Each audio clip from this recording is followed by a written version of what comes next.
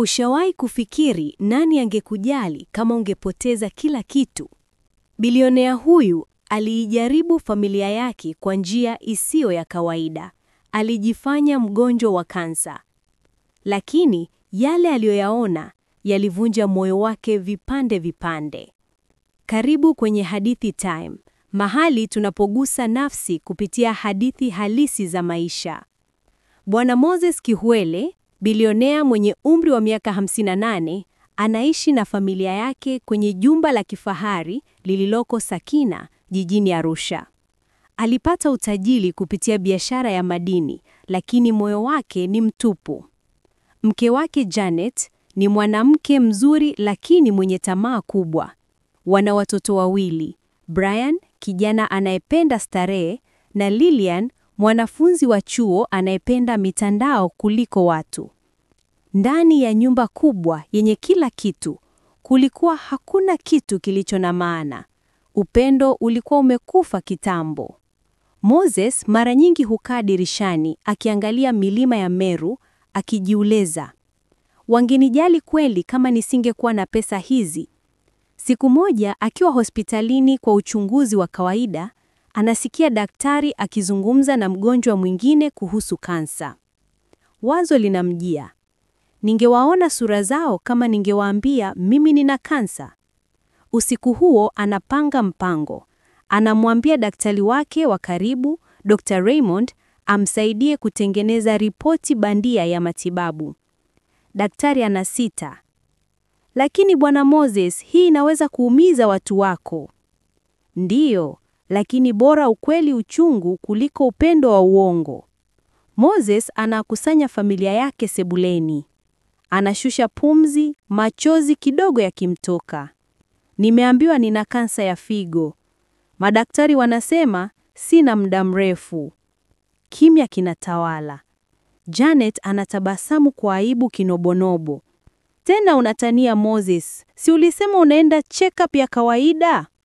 Hapana, safari hii ni kweli. Nimechoka. Badala ya huzuni, Moses anaona hofu usoni mwao, lakini sio ya kumpoteza yeye, bali ya kupoteza mali. Baada ya wiki 2, Brian anauliza kwa upole, baba, ukienda, biashara zako zinaangukia kwa nani? Moses anatulia. Ndani ya moyo wake anasema, ndiyo, sasa ninaona ukweli. Miezi 2 inapita. Moses anaanza kuvaa kama mgonjwa. Anatembea taratibu, akionekana dhaifu. Janet anaacha kulala naye chumba kimoja. Anaanza kutumia muda mwingi mjini na rafiki mpya anaitwa Patrick, mfanyabiashara kijana. Watoto pia wanakuwa wachoyo wa muda. Brian anauza moja ya magari ya baba yake ili kusaidia matibabu, lakini pesa zinapotea kwenye starehe. Mona, mtu aliyewalisha, kuwavika na kuwasomesha, sasa alikuwa mzigo kwao. Ndani ya nyumba kubwa, mtu mmoja tu pekee anabaki kumtunzia ni Neema, msaidizi wa nyumba, 30, mnyenyekevu, mwenye moyo wa huruma.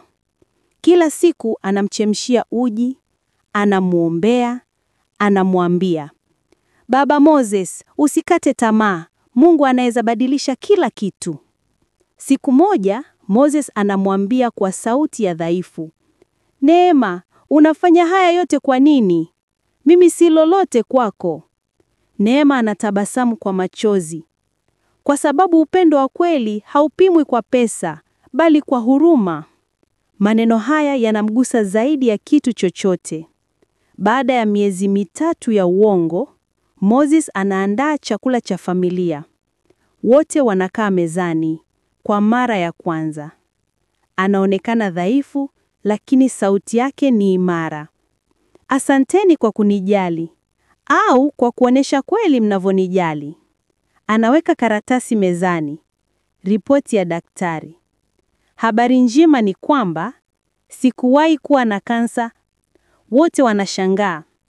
Janet anashindwa kuongea. Brian anasimama, anakasirika. Ulitufanyia mchezo huu wa kisaikolojia? Ndiyo, kwa sababu nilitaka kujua kama mungekuwa nami wakati sina pesa au mungeondoka. Neema anainua uso, machozi yanamtoka. Moses anamgeukia. Umefaulu mtihani Neema, wewe ni familia yangu ya kweli. Moses anachukua hatua ya kushangaza. Anahamisha mali zote za kifahari kwa mfuko wa misaada unaosaidia wagonjwa wa kansa. Anamnunulia Neema nyumba na biashara ndogo ya chakula. Mona, familia yake ilishangaa, lakini ilikuwa fundisho lisilosahaulika. Upendo wa kweli hauwezi kununuliwa. Unapoujaribu ndipo unaujua. Usisubiri ugonjwa au huzuni kujua nani anakupenda kweli. Mtihani wa upendo wa kweli ni wakati hakuna cha kutoa. Asante kwa kutazama Hadithi Time. Kama umejifunza kitu leo, toa moyo wako kwa wengine bila masharti. Usisahau kusubscribe, kupenda video na kuandika maoni yako chini. Nani ungemjaribu kama ungekuwa Bwana Moses? Hadi tukutane tena kesho. Kumbuka, kila siku ni hadithi mpya ya maisha.